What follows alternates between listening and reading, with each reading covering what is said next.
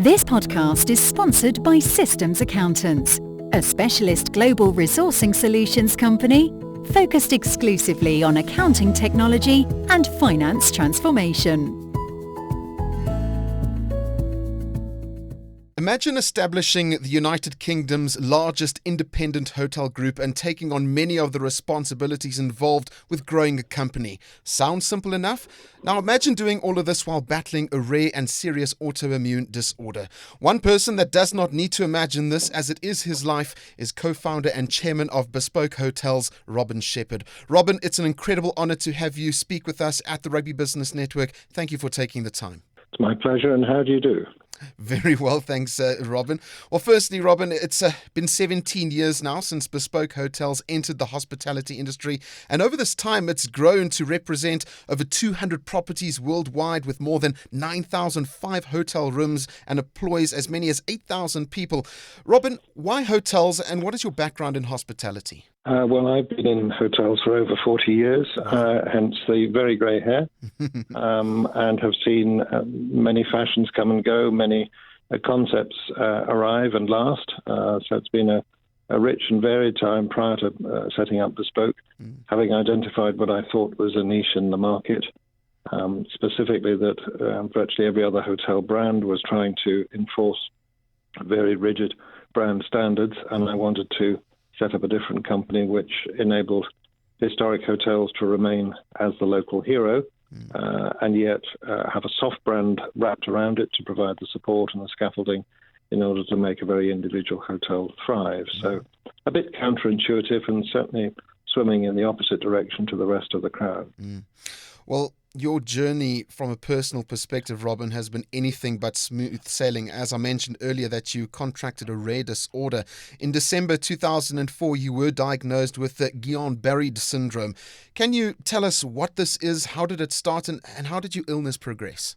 Well, firstly, congratulations on the outstanding pronunciation. It's not an easy thing to say. It was a syndrome discovered by two French doctors, Guillain-Barre, and is broadly triggered by bronchial infections. Now, whether that's pneumonia or a heavy cold, no one is absolutely certain, but it nearly always is to do with a trigger from the bronchial tract.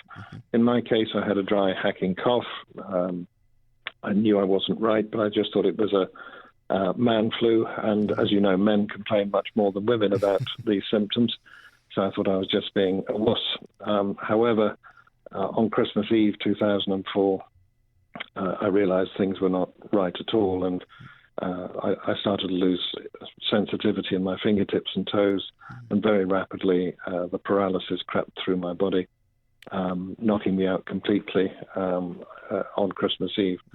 I woke up the following day to find that I was ventilated and was breathing supported by a special apparatus, which was kind of a relief. I wasn't sure whether I was in heaven or hell because the music playing was by Noddy Holder and Slade. So here it is, Merry Christmas, everybody's having fun. And I thought maybe all my wild indiscretions in previous life had caught up with me and decided to send me to the wrong place. For those who don't know the illness, it's much more of a paralyzing illness, which could be best described as your immune system getting the wrong email, and so rather than attacking the malware, if you like, it attacks itself. So your immune system goes into anarchic overdrive, and it takes all your nervous system away. In your house, you'd normally have copper wires protected by grey rubber lining in the body. That's known as the myelin sheath. And that gets stripped away, and so your nerve endings short circuit and perish. So it's a very scary thing when you don't know what's happening. And I must admit, on the premise that I thought I'd died, I feel incredibly fortunate to have had 12 and a bit years since that moment when I've been alive. Amazing. Well, Robin, how is your health today? Do you still struggle with some of the symptoms? I'm about 80% recovered of my faculties. If you can imagine going to a restaurant and leaving on a cold winter's night and picking up the wrong overcoat, which is one size too small, that's kind of how it feels. I've still got that overcoat on now, but my body doesn't feel as though it fits the carcass any longer. But I'm used to it now. I accept that I have limited motor skills in my hands. I have poor messages coming up from my feet to the rest of my body, and annoying things like dorsiflexion, which is where the roof of your foot comes up towards your shin when you walk. That's absent. So I look as though I'm walking on the moon whenever I go for an amble out and about. So those are limiting and frustrating, but I do have a level of independence now which I could never have imagined when I was in my darkest period, and for that I'm enormously grateful. Well, from your life-changing experience with GBS, you wrote an inspirational book titled A Solitary Confinement. Why did you feel the need to write it? Well, I was at a point where the physical incapacity was such that I couldn't bake a cake, I couldn't turn the pages of a book, I couldn't do anything. And yet the mind was very active. And one of the doctors suggested, well, why don't you just keep a diary? And I said, well, it's a lovely idea, but how?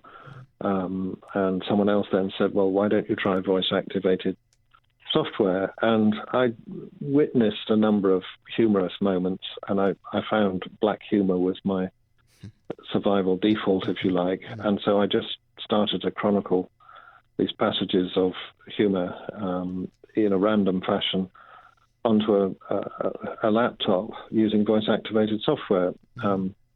My youngest son, who's an artist, realized that spelling Guillain-Barre syndrome, let alone pronouncing it, was pretty difficult and certainly beyond voice-activated software recognition. So he managed to strap some paintbrushes around my chin with some rubber bands and some sticky back plastic, and so I tapped the words that the system didn't recognize in with my chin, a bit like a woodpecker, I suppose.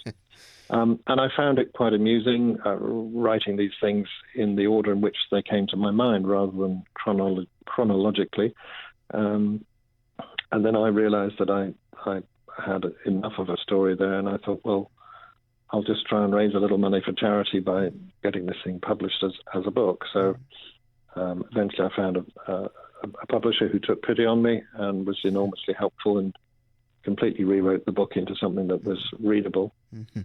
And I've run out of friends now on the premise that everyone I speak to, the conversation is, how do you do? Will you please buy a copy of my book for all your friends? And I'm not letting you out of the room until I've got the money. I've been fairly forceful in trying to retail these things. But the good news is we've raised a bit of profile and a bit of money for the charities. Oh, that's fantastic. Robin, as you mentioned, in most parts, you have managed to overcome your physical and internal challenges, and you've continued to build a successful company. What role did family play in your recovery? Well, my family were enormously supportive. I think for my children, it was very difficult because they were at A-level and just about to go to university stage. So to suddenly have Dad not there and absent from their lives was tough.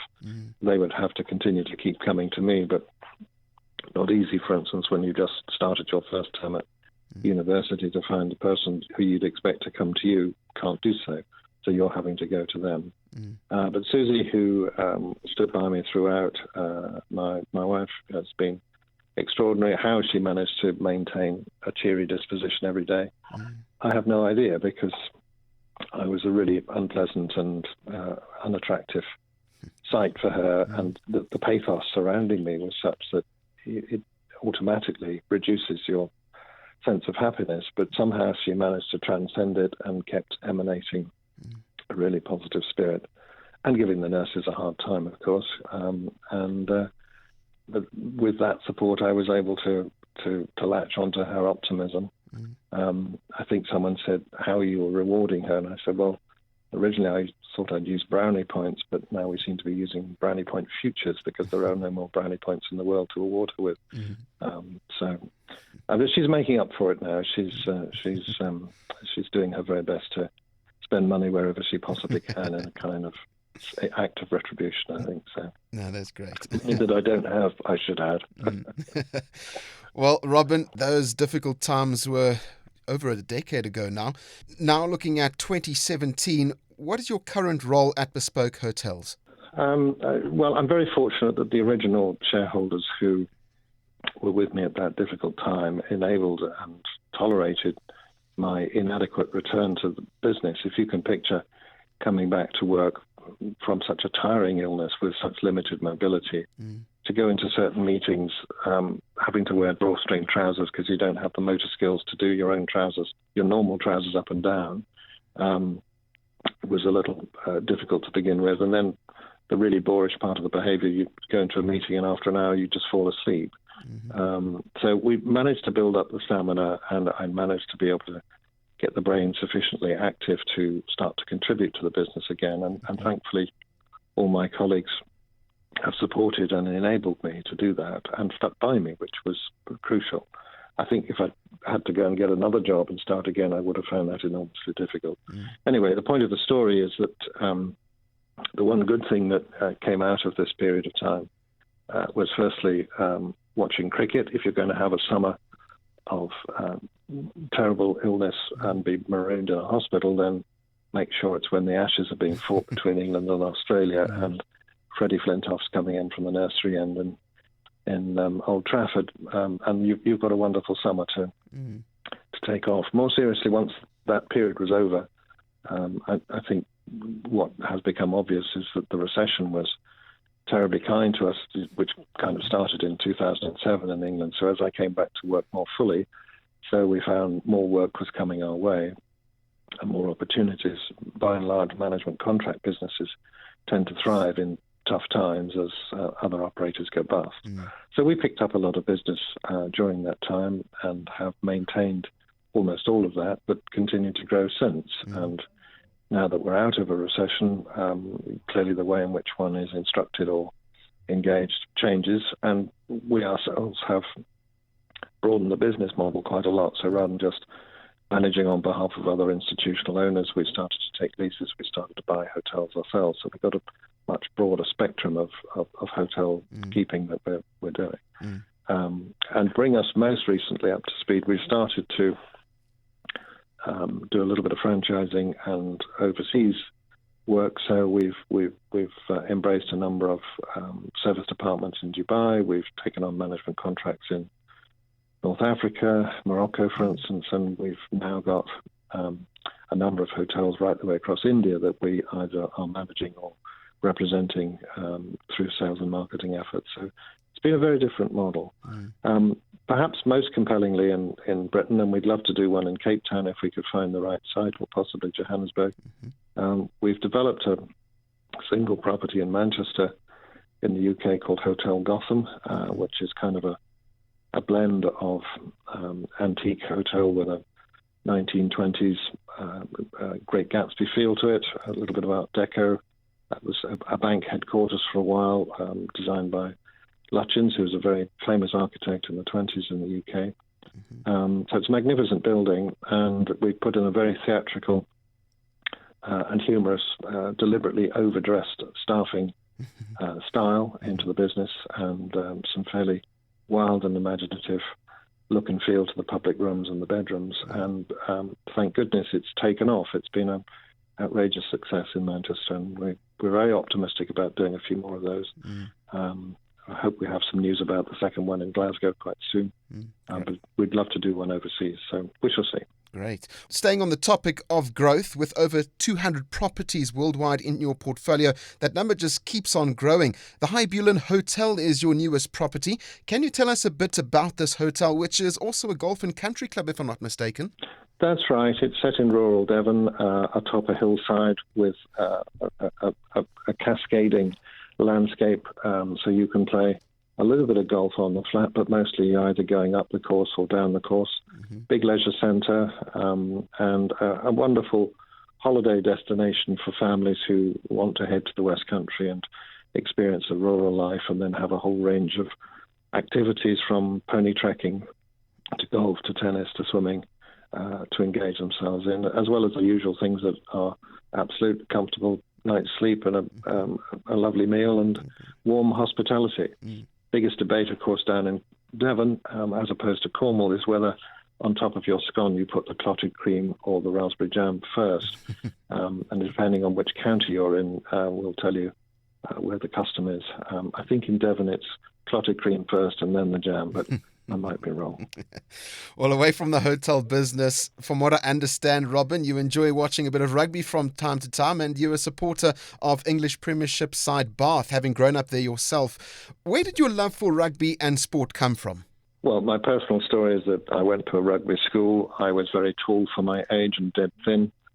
Therefore, I was in the second row, and I had one gift alone, which was to be able to jump in the air and catch the ball. So I could always get a game of rugby in the line-out, even though I was pretty rubbish at everything else. So that's where the first love of it came. You've then realised that you're not going to be Carlos Spencer or Barry Gion or a great fly half. You're going to be stuck with the rest of the forwards. I enjoyed it. Bath was my hometown, so that was the team to watch. And having such quality in the amateur days on your doorstep was a wonderful joy. Quite where it goes now, I suppose, it depends on you and our support of the Rugby Business Network. We're big fans. We think it's a great thing because the sportsman's life is a short one, and that liquidity of fame evaporates quite quickly once one's playing days are finished. So I think there's always that sweet spot where you remain the epitome of your finest moments on the field, but most of your life is now off the field, and finding employment and the right opportunities is not easy. You may not remember this particular character, but we're doing business with a certain gentleman who will remain nameless, but he used to play in black for a South Wales team and kicked monster kicks of 60 metres with great ease, and is affiliated with one business we're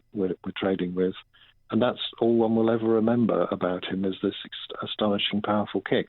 Whether he's a good businessman, I have no idea, but we like doing business with him because the cerebral memory is such a vivid one. Well, with rugby being a full contact sport, the reality is that players, they pick up injuries, and in the worst cases, they can become disabled. Would you say their transition into business, or any person for that matter who has an illness which caused their disability, that's more difficult for them? I think it is. We try to do this by compliance in the UK by making or shaming companies into having minimum ratios of people that they employ who have a disability. We've tried to encourage hotels to improve their facilities for disabled people by compliance through statute and law, so that you have to have a minimum number of rooms that are available. But there are very few paragons of virtue out there at the moment. We have, for instance, one television channel called Channel 4, which is quite avant-garde and risk-taking in terms of the type of programs it airs. But what's most compelling about them is that 11% of their workforce has a form of disability, whether that's some form of physical disability or something more behavioral or mental. Doesn't really matter, because they want to make sure that they're a really inclusive business. And it's very, very rare to find that kind of outlook. I think they're probably about 10 years ahead of anybody else in terms of their acceptance and nurturing of disabled talent. Can be a great barrier if you do have a disability.